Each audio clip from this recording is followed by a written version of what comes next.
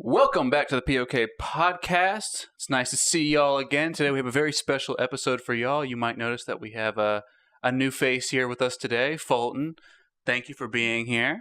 So today we're going to be talking about vaping, specifically the common misconceptions and questions and myths about vaping, and just to clear some information up for you guys if it was something that you were perhaps interested in. So we're just going to go through a list of myths from two different websites.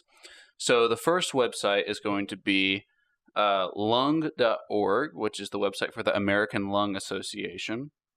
And this website, you'll very quickly notice, is very much trying to steer people off of vaping. It has a lot of negative things to say.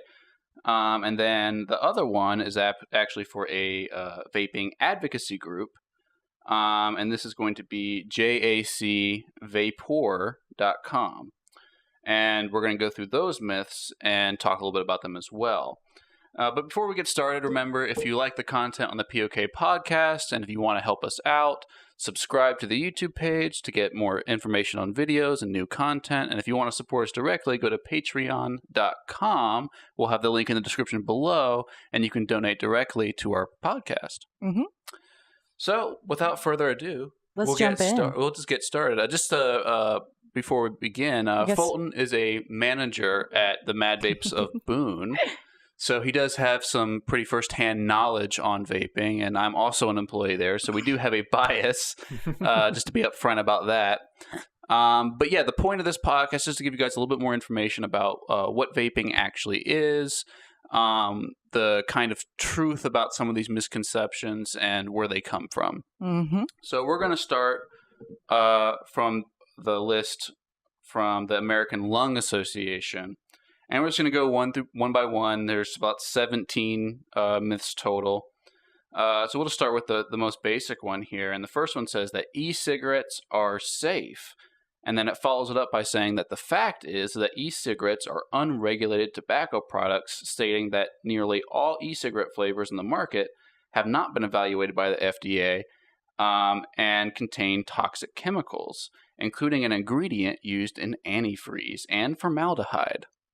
Yeah, well, those ingredients are four ingredients if you guys even wanted four. You can actually get them with 3 ingredients, but those main ingredients are vegetable glycerin, propylene glycol, and flavoring, and nicotine if you want it. Nicotine's completely optional. Now, with the antifreeze statement, it's that's referring to the chemical propylene glycol. Now, propylene glycol is actually found in a lot of different things. It's a substrate, right? It's basically a suspension fluid. Yeah, they actually use it in inhalers. It's in food, drink, everything that you eat every day. Mm-hmm. And there's a type of propylene glycol found in antifreeze, but it's not the same as the one found in e-juice. Right. Okay. Yeah, and then the formaldehyde one. This one is actually kind of interesting because I just got this one the other day.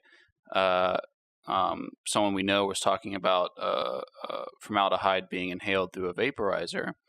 And there is a little bit of truth to this, but it's taken way out of context here. So the only way you're going to get formaldehyde out of vaping is in a really dirty coil in one of your vapes. If you actually take a look, we put our vaporizers on the table here just to kind of show you guys. So this is a box mod with a tank on it. And inside the tank is a coil that has cotton in it. And when that cotton gets really worn out and burnt and turned black, and then you try and vape on it continuously at a very high wattage or very high power, it is possible to get formaldehyde out of that. However, that is more on the user's end of improperly using a vaporizer as opposed to it inherently having formaldehyde. You're not getting formaldehyde in a fresh coil. It's just not going to happen. Right. And it would take a very long time vaping at a very high wattage on a burnt coil for an extended period of time to actually get that effect. So it is a bit of a misconception just to say that you are inherently vaping formaldehyde each time you take a hit off a vaporizer, and that chemical is also going to be prominent in the vapor itself when you exhale it. So that's a bit of a misconception. So keep that in mind. And then the next one here is e-cigarettes don't have nicotine. I've never heard any vape shop try and tell someone that e-liquid does not have nicotine in it. It is silly. No, we don't market it that way. We don't tell people that. It would be illegal for us to tell people that. It's also kind of taken out of context here. So there are plenty of e-juice flavors and e-juices that don't have nicotine in them. They're 0 milligram nicotine. But a large portion of them can, of course, contain nicotine. So it's really up to the users whether or not they want nicotine in their product or not. And then also with tobacco flavors, this is something we get a lot. Tobacco flavors, and this is probably what this is referring to, do have trace amounts of nicotine in them, regardless if it's considered a zero nic e-juice. Right, because that's from the plant of tobacco, so there's trace amounts. Yeah, so it's a natural extract, and so because it is an extract, it will have a trace amount of nicotine in it, and we don't let people taste those flavors either. Right, you're legally not allowed to, yeah, right? We can't let people taste nicotine. So that is taken pretty much out of context, and they go on to talk about how negative nicotine is for the human brain, particularly in young people. That's a theme you're going to see quite a bit in this episode, is how vape companies are marketing to children, and we're gonna talk a little bit about that, because that's a trigger for us. Again, the idea of marijuana, right? You shouldn't smoke marijuana if you're under the age of like 23 or 24, because your brain's not fully developed and it can affect that. So same kind of thing. If you're taking any kind of chemical or mind-altering substance like that, if your brain is not fully developed, it's going to cause some problems. Yeah, it's just common sense, right? If you're putting that chemical into your body, it's going to affect you. We certainly don't hide that fact from people, and we absolutely let people know about the nicotine contents. And each one, this is a new FDA regulation, just so you know, is that we have to on the bottles that we have now for e-juice, is that the label for nicotine has to take up a certain portion of the actual 20% of it. Yeah, so it has to take up 20% of the label for each e-juice bottle. So it's absolutely apparent when a product has nicotine in it. There is no getting around that. We're very transparent about that, and as we should be. Well, and your shop videos have to have this massive nicotine warning on them, right? When you're talking about juices. Yep. For every minute that we have like a video on YouTube, we have to have the nicotine warning on for 12 seconds. So it takes up like a third of the screen. Yeah, that's due to because of my lazy editing. But I've been working on that to be like either all the rule is it has to be visible. It has to be visible and readable. Okay. So make the opacity a little bit lighter.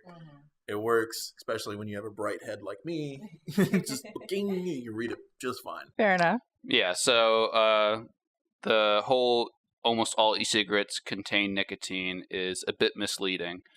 It is perfectly possible to get an e-juice that has zero nic and no traces of nicotine in it. We buy zero nic juice all the time. Yeah. So it is perfectly possible, and it's actually very common. There's plenty of people that come in asking for zero nicotine. Well, and for reference, obviously it's not the majority of vapors, but some vapors do it for the flavor or the oral fixation, like the practice of vaping. Not so much for the nicotine, but for the kind of ritual of doing it. Yeah, and that's actually somewhat related to this next one. And they list the myth here as e-cigarettes can help people quit smoking. And so they list the fact here is that the FDA hasn't found any e-cigarette to be safe and effective in helping smokers quit. So even the whole smokers quitting cigarettes because of vaping is a bit of a mischaracterization of what vaping is supposed to be. So we again, another FDA regulation. I keep bringing that up because that's what a lot of what this site, and it might be a little outdated too, because there have been plenty of FDA regulations around vaporizers. Is that we legally do not tell people, and objectively when it makes sense, to say that a vaping device will help you quit smoking. It's a nice alternative.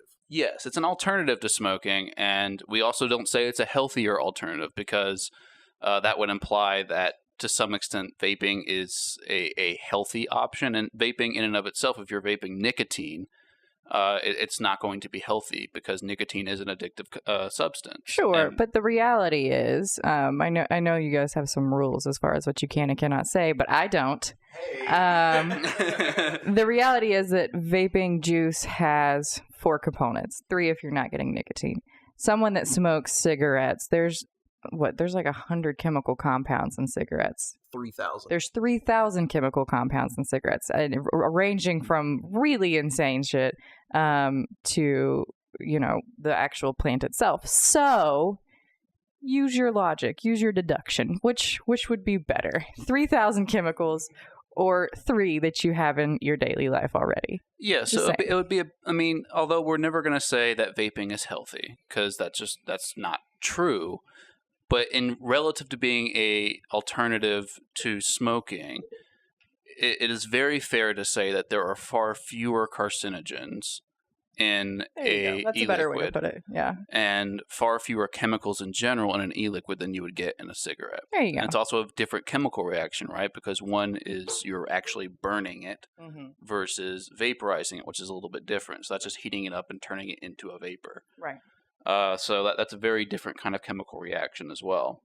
I used to have a poster hanging up in the shop, and it would compare all the chemicals in a cigarette versus e-juice. Yeah, they had one of those in the store we went into in Charlotte. It had all of these different chemicals that were in cigarettes, and then like where else you could find them. And then here's what's in e-liquid. That store start with an A. No. It starts with a K. Z. KZ. I don't know. So this next one, this is probably the most triggering one that we hear all the time, is that e-cigarettes aren't marketed to kids. And then they back it up with the facts here. E-cigarette use among middle and high school students more than tripled from 2013 to 2015. Fulton, I know you have some strong opinions about this, so why don't you take the lead? So with that, they're referring to the candy flavors. For instance, there was one that tastes like red fire candy. Mm-hmm. Also Fruit Loops, Cinnamon Toast Crunch, everything that you eat as a kid. Now, because of FDA regulations, they have to change the name of that. For instance, we had a flavor at our shop called Berry Belts, referring to the Airheads sour strips. See, I never even made that connection. So just a little picture on it. But they changed it to straw lime because straw and limes have nothing to do with kids. Okay. Yeah.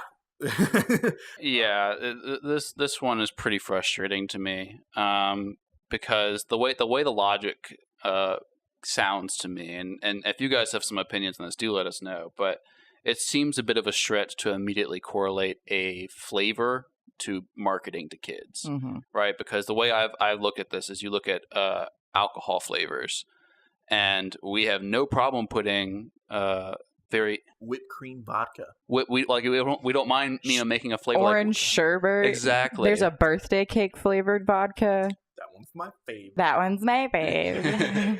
Yeah, but like there's all these different alcohol flavors, and we don't have any problems with those, right? Because they're not inherently trying to market that to a kid. If a kid comes, here's the thing: if a kid comes into our store. Another FDA regulation, in case you haven't realized that we're pretty salty about this, is that we ID everybody. Every single person gets ID'd every single time they come into a shop, vape shop. That is the rule.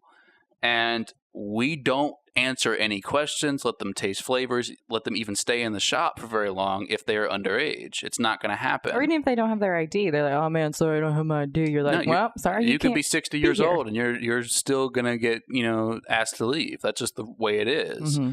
So it's absolutely a mischaracterization to say that the vape industry in general is trying to market to kids because of their flavors or even the way that they the juice labels look. Mm-hmm. Because some of them kind of look a little cartoony and things like that.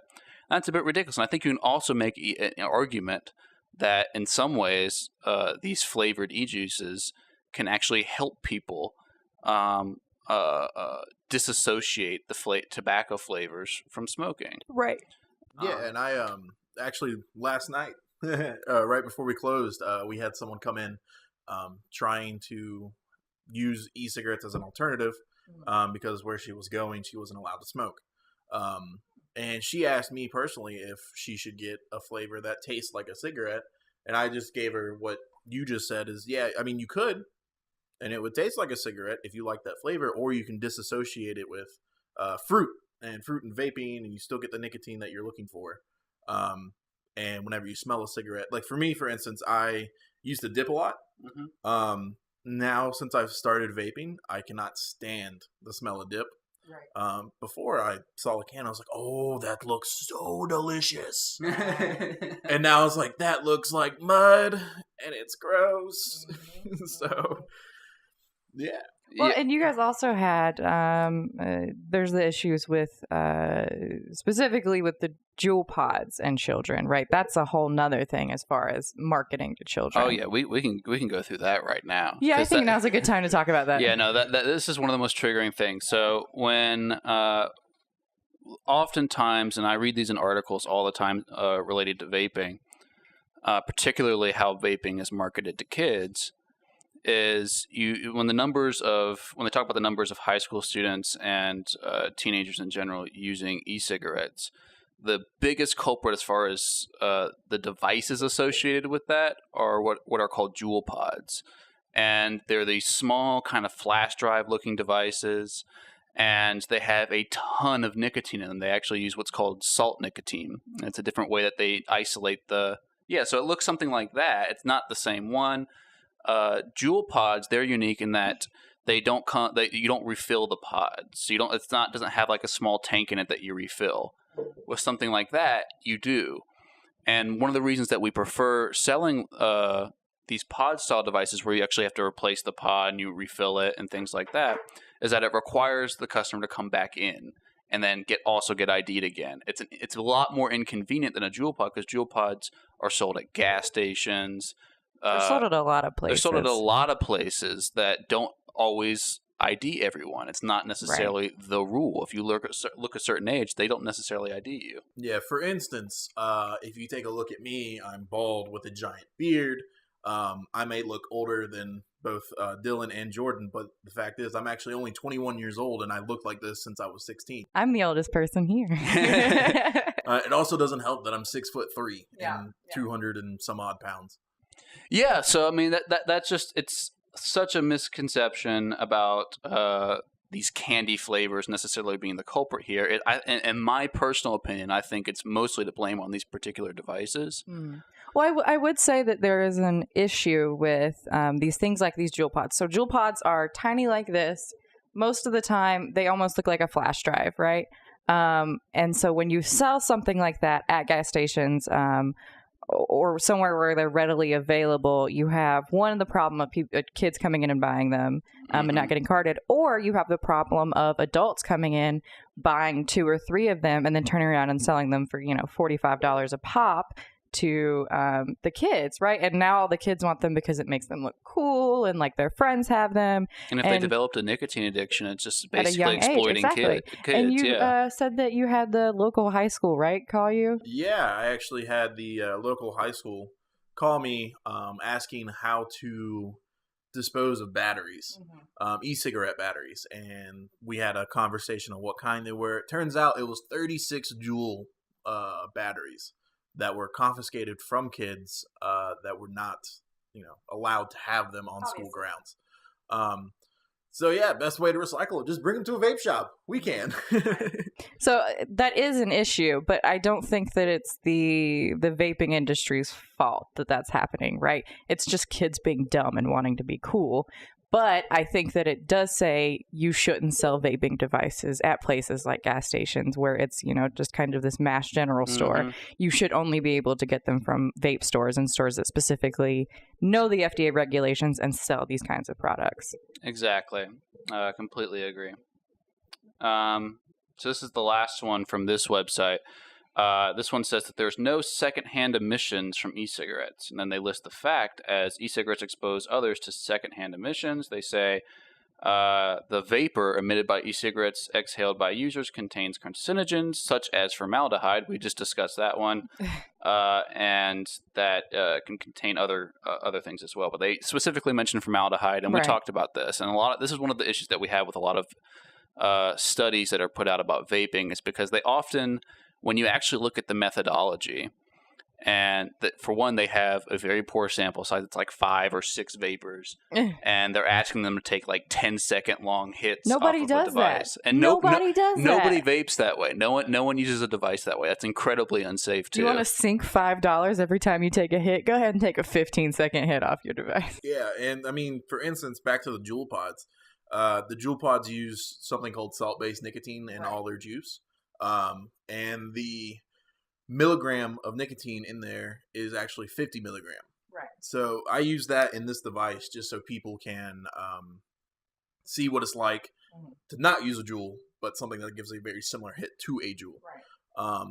And taking a 10-second pull off of this, I will guarantee you I will go to sleep on this floor and I will wake up for a couple hours. Right. So it's just, what is the nicotine ratio? Is that mimicking a cigarette? Is that what that's about? Yeah. So whenever you're smoking a cigarette and you light one, it starts at 24 milligram. Okay. As you smoke it, the smoke goes through the cigarette, coating the rest of the tobacco with nicotine. So it gets stronger as you smoke it.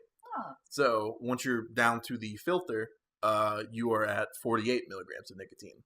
Okay. Yeah. So Juul pods are just like, yeah, let's go 50. Okay. That makes sense. I mean, even with those devices, like we never feel good about trying to sell someone a Juul pod. Like we always try and like offer an alternative to it. Yeah. Every time I see someone come in there asking for Juuls, you're like, all right, I get that you want a Juul, but here are 5 other much better devices that are going to last longer, they're going to be better quality, that you can refill, and you're not going to be wasting your money on this shitty little piece of plastic.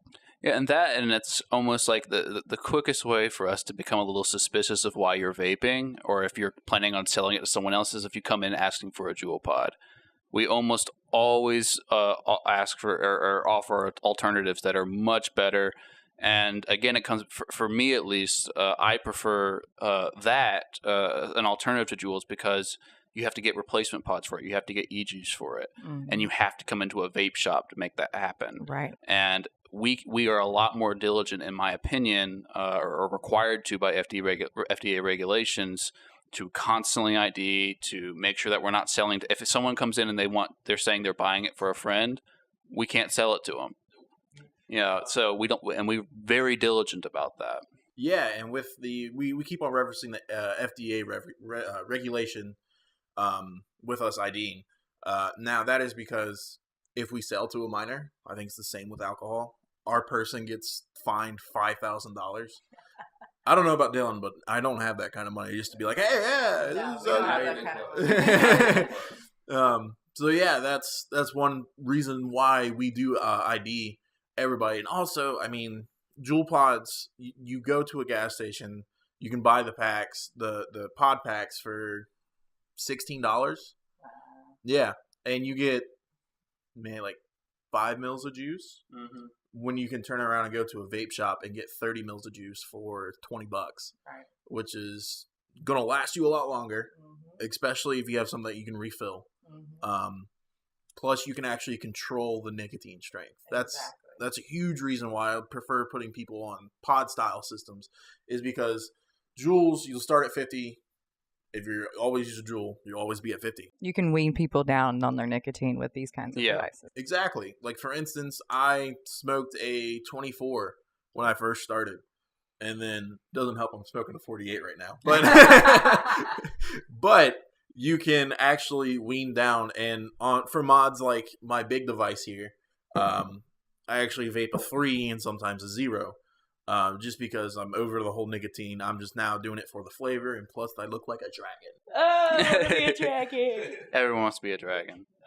Okay, so now we're going to move on to the vaping advocacy group, and you'll notice very quickly that these myths are worded very differently.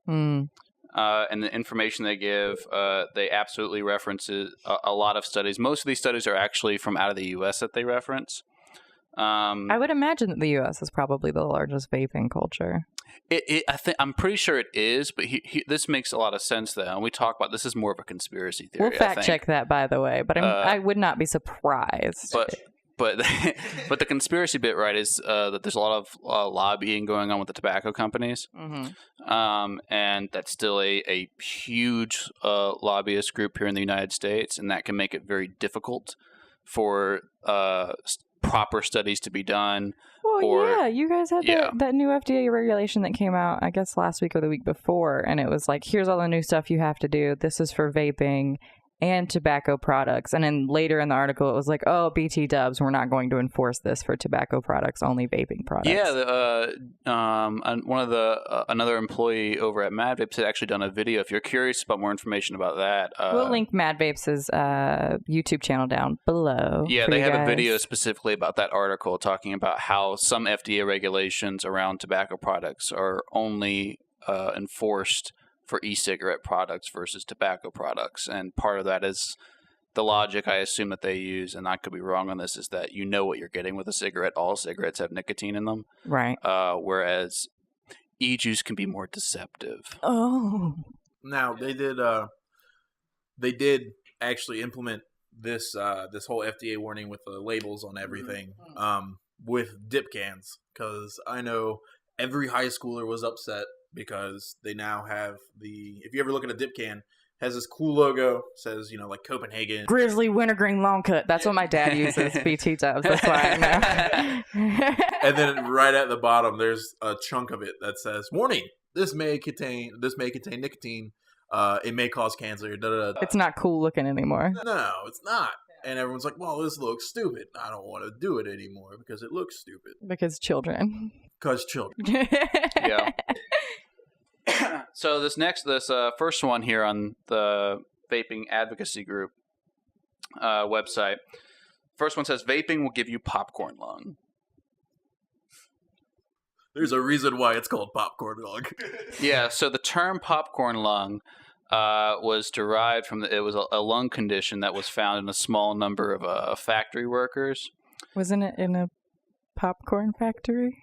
Yay! So it's referring to the chemical diacetyl or that one.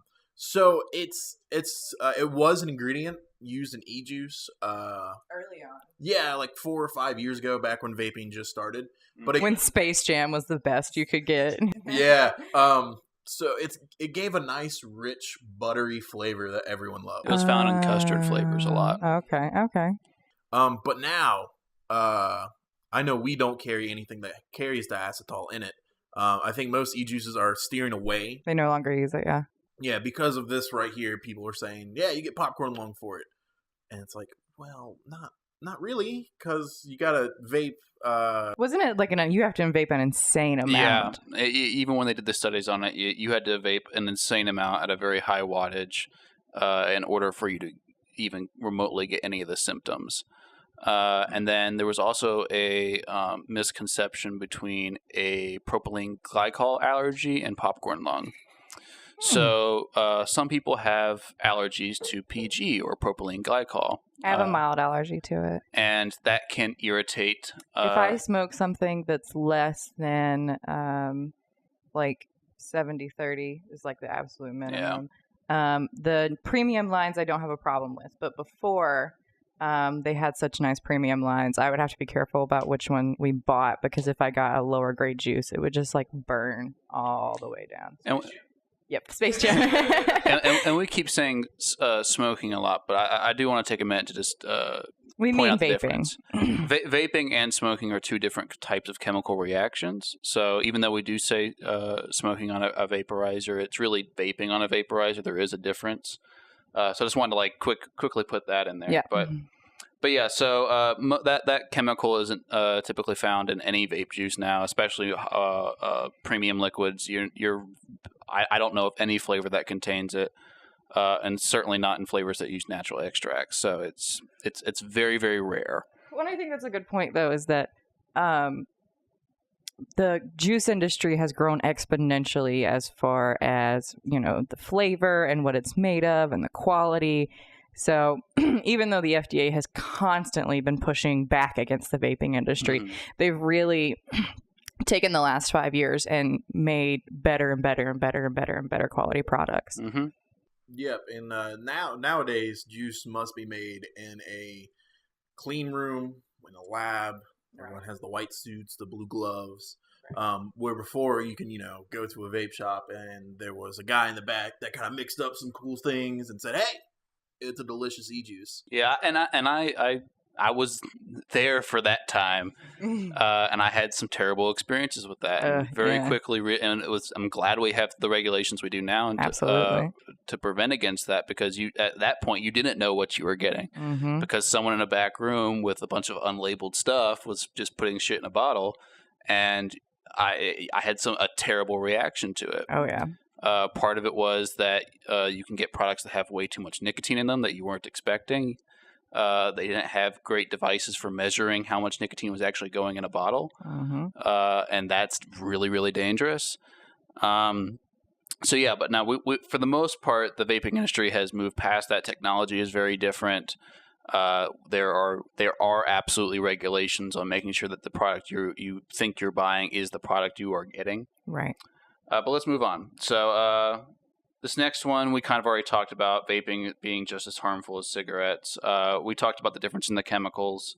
So although vaping, no vape shop should ever tell you that vaping is quote unquote safe. We can say that there is a fairly large difference in the number of chemicals that you are inhaling with vaping versus a cigarette. So this next one we also kind of talked about. So I'll just move on to the next one. So it said passive vaping, so secondhand vapor is harmful to others. And we kind of talked about that. If you are exhaling formaldehyde at that point, you did something wrong. You did not take care of your device. Also, if your coil is that bad, it's going to taste awful. Yeah, it's going to. You wouldn't be vaping on something like that by the time you'd be getting formaldehyde out of it. Yeah, to actually get there, you would have to vape at 5 volts. Which is a lot. Yeah, most vapes nowadays. Let's see here. So all 3 of these are drags. Yeah, ours hit around 3 volts. Okay, 5 volts would instantaneously burn the coil completely to where there was no coil left, and then you would get the worst dry hit you have ever had. So what about people that use RDAs in unregulated boxes? So is that a range where you would be getting into that? We're going to get into that soon. Okay. We'll talk about that in a minute. Okay. Yeah, you have to do some pretty stupid stuff to make something like that happen. Well, I just think about the that Hammer of God Cameron had that was an unregulated box mod, and I just I know it had. He was always talking about how much power it had. Yeah, but the cotton never got to a point where it was right. That you it have has to char it. It has to be point. absolutely charred. Okay. And we do explain that to when customers come in about how to be safe about your coils and batteries, which is what we're going to get into next. Which is that e-cigarettes can explode. So I've seen so many stories online about this happening. Fulton looks pretty ready to talk about this one. I'm just getting ready for the 18650 talk. So when you get the news stories that say, "Oh, e-cigarettes exploded in someone's pocket," e-cigarettes exploded whenever they were hitting it. Or in their pockets. Most of those stories they're using something called unregulated mods. So all 3 of these are regulated mods. Yes, because they have a chip that the power has to go through to regulate it to go to your tank. Right. And most of these new boxes, if something is wrong with your batteries and it has the chip, it will tell you, "Hey, we can't fire right now. Here's kind of what's wrong." Right. And so it's all about battery safety. Now, when we're saying battery safety, yes, the device like this guy, it's an internal battery. You charge it like your cell phone, put a micro USB on it, and charge it. Now, these bigger boxes use something called 18650s. These are the batteries right here, fairly large battery. They are rechargeable, but those guys can be extremely dangerous if you don't know what you're doing with them. So you can see on this battery, it has a yellow wrap and clear wrap on the bottom. I believe you guys have green ones, right? Mine are brown right now. We have a couple We of all different have ones. different colors. I think mine are You might brown have the as purple well. ones. Oh, no, they're green. They're green. Regardless of what color they are, it's very important to actually have this plastic sleeve over the battery, just because it's a live cell. Right. Yeah. It's actually stacked cells, isn't it? Yeah. Yeah, and as soon as you take one of these, and let's say I put my keys and a penny on either side, it completes the connection, and the battery will vent. Venting being the battery gets really hot and discharges the power into a place where no one really wants it to be discharged. Right. Yeah, so no, this happens for a couple of different reasons. So one of the most common ways to start damaging batteries, right, is using improper chargers, putting too many amps through it, not taking care of the actual structure of the battery itself. So if it starts peeling, or if your battery if the casing starts to come off your battery, you can either properly dispose of it and get new ones, or there are some people that rewrap their batteries. But either way, it is very important to have the wrap on your battery. And the only way that they can explode, right, is if you have a box mod that does not have a chip that's not regulated. Or can this kind... It can. Okay. There is a safety feature on all regulated box mods. They have something called vent holes. I don't know exactly where they are. Right Yeah, right here. So there's a bunch of little holes on every regulated box.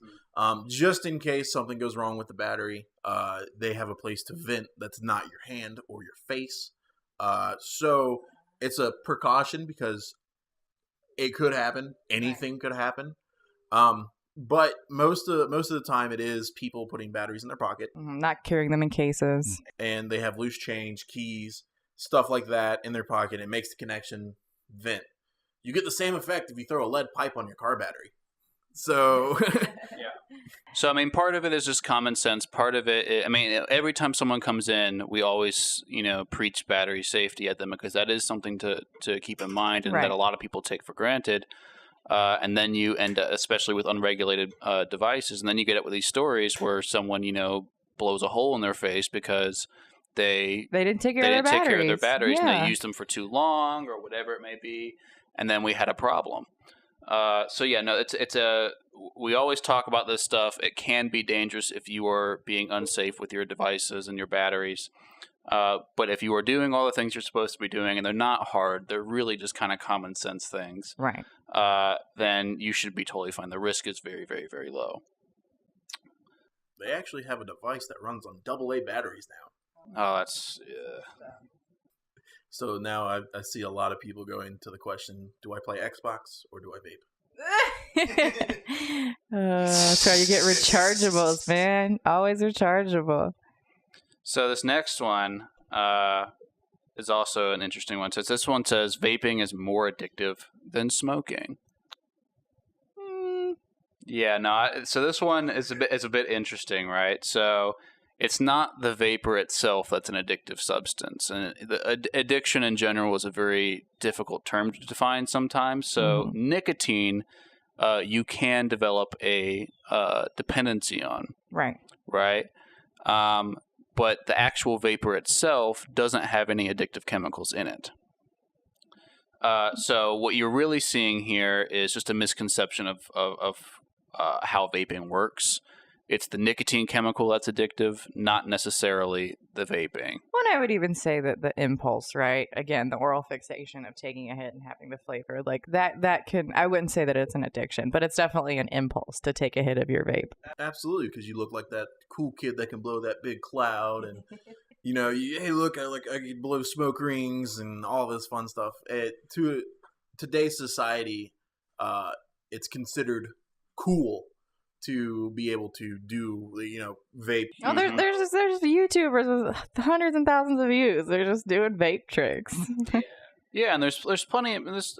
We kind of alluded to this before, but there's plenty of reasons why someone would vape, and it doesn't necessarily involve nicotine. Mm-hmm. So we have people come in and ask for zero nicotine all the time because either they enjoy doing vape tricks, for example, or they just enjoy the oral fixation and the flavor. They're trying to either use it as an alternative to smoking without the nicotine, or they've weaned themselves off of the nicotine over time. I would even say that vaping sweet juices like helps curb my cravings for sweet food.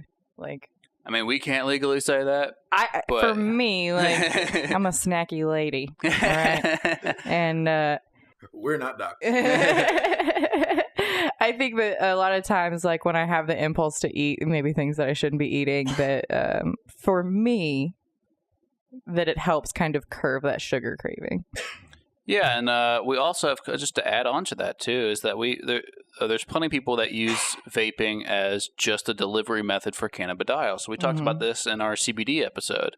And one of it's actually fairly common. A customer will come in, they're looking to vape cannabidiol, and the product we have is a full spectrum. It's hemp lucid, and it's plant matter, so it's very earthy, right? And the flavor isn't necessarily appealing to people, so they'll mix a zero nicotine e-juice with it to cut the flavor, and that's a very common usage of vaping. And they use that for a number of reasons. Isn't that what you do? That is exactly what I do. Yeah. I use zero nicotine juices most frequently, and I put CBD and mix it in with the flavor, and that's how I get my CBD for the day, and it's helped me out a bunch. Well, you guys had that lovely lady come in that ended up getting a vape so that she could exclusively vape CBD, and she loved it.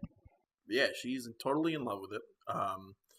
The only issues that she had were a couple leaky coils, but we took care of that. Right.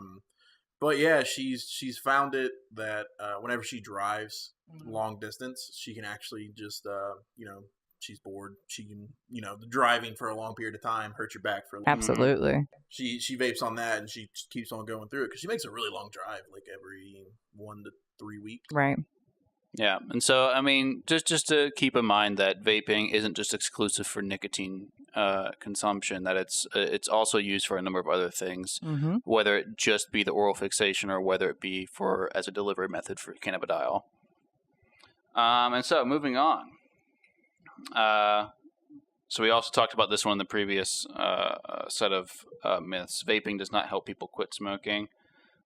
So this one again, it's an alternative to smoking. I think it's up to the user, right? Yeah. If it helps you with your smoking issue, super duper. Legally, we cannot say that it does help someone quit smoking or that it is healthier.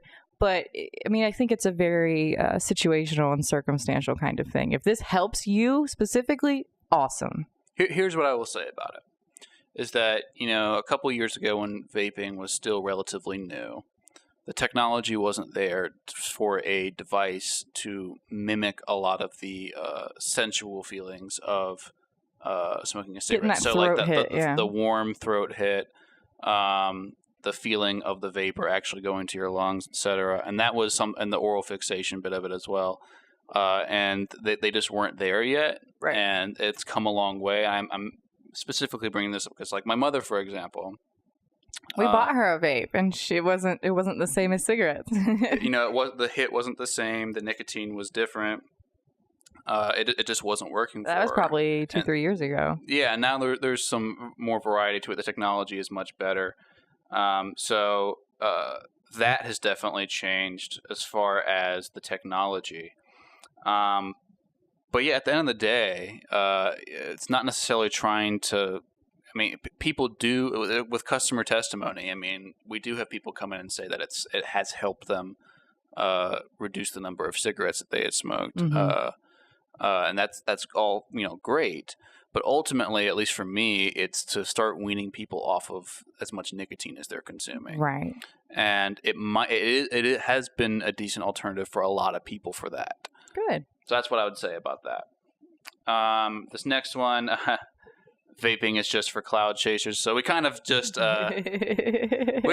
just kind of talked about how vaping is used for a lot more than just either consuming nicotine, blowing clouds. Some people do it for that. That's absolutely true, but that is not the vast majority of people. No. Yes, they actually have competitions where they sit there and onto the RDA section. We'll get on there whenever we get there. but they will build certain coils so they can produce the biggest cloud and expel this huge cloud of vapor. I personally am not a fan of it. Douche. Me neither. I mean, it's for some people. Some people really enjoy it. I mean, it's a hobby for some people. Yeah, my brother's an RDA guy, and he has he uses batteries that are even bigger than these. I don't remember what they're called. 2650? 2650s, yeah. So he has a massive thing with his own coil that's built, and he really enjoys that. That's a hobby for him. And if that's your dig, awesome. But that's way too much work and concern for me. Yeah. So I'm actually going to skip a little bit further here because other ones are things we've gone over already, like the e-liquid contains antifreeze. No, it contains propylene glycol. Which is found in antifreeze. Yep. And toothpaste. And food, like Pop-Tarts. Yeah, fun fact. So this is going to be the last one. Vaping is more expensive than cigarettes. Not even kind of. So here's where it comes from, unless you want to take this Go ahead. one. So, I mean, you can... Yes, the boxes we have in front of us, they are quite expensive. The startup cost is higher. Yeah. I mean, you get the box for, $100. You get the tank for $50. You're already $150, and you can't even vape yet. You got to get juice. Right. Okay. But it's the upfront cost that's more expensive. Mm-hmm. In the long run, whenever you're smoking a pack a day and buying a carton of cigarettes for a week, and that's I don't even know how much a carton. I don't know what a carton is anymore. But the last time I looked Depends at on what cigarette you're buying, but yeah, the real expensive ones. You What does your mom smoke? You can be looking at $50. Yeah. So $50. Okay. And yeah. Or, you can go to vaping. You can get a bottle of juice, like 120 mils of juice, could run you $20, $25, $30. And that will last you, for me, it lasts me about 3 weeks. Right. And I vape heavily because, I work in a vape shop. Yeah. And that's my job, just sit there and vape and sell stuff. right. Yeah, no, so the upfront cost, absolutely, this is where I think this one's coming from, can be expensive because depending on the device you're getting, it can be really a fairly costly purchase. So, like, for example, the ones that we have here, the Drag, if you're buying a box mod, which isn't necessarily the most popular thing, a lot of people come in so for like pods. this, your Nuvu. How much is this one? Novo. $30. Yeah, pick it up for $30. Right, and then you buy salt juice for $9. And you're good for 2 weeks. Exactly. Mm-hmm. Then all you have to do is replace the pods, depending on how quickly you go through them. So like maybe once every couple weeks. Yeah, once every 2 weeks, and you're spending $6 on a pod. Yeah, and then you factor in the juice cost for that, and it's still not even remotely close to what you'd be paying for cigarettes. Mm-hmm. With something like this, though, this box, it's a $90 box. Yeah. However, it's going to last us a couple of years. The people that enjoy vaping for the sake of vaping, this is the kind of thing that they're going to be getting. We buy these because we like the power, we like the flavor, we like the hand feel. But someone that's trying to move from cigarettes to vaping, this is probably something that's more appropriate. This isn't something that we would...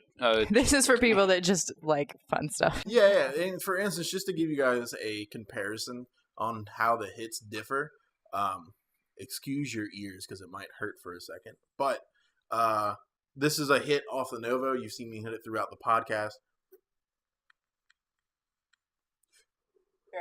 Very quiet, very subtle hit. Now, you hit something like this, I'm going to blow it in that direction, so be prepared.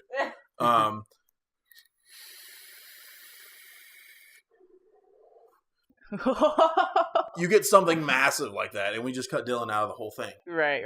That was intentional. But there's way more airflow going through these big boxes. You're getting a lot more... There's a lot more going on with the big box. Absolutely, and that goes into the resistance of the coil. Right. So the resistance on all of our coils sit about 0.2, 0.1, and that's fairly low compared to something like the Novo that sits at not that. It sits at I think like 1.2. It's over 1 ohm. Yeah, it's over 1 ohm. So when you ever actually go above 1 ohm, you're considered not sub-ohm.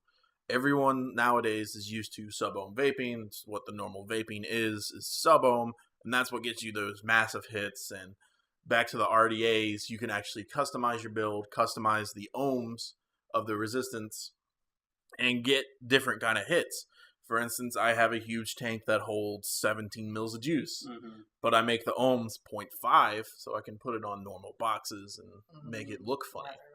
Make it look funny. It's the only reason why I got that is to be obnoxious and to make it look funny. To be obnoxious. But yeah, guys, that kind of concludes our little discussion about the myths of vaping.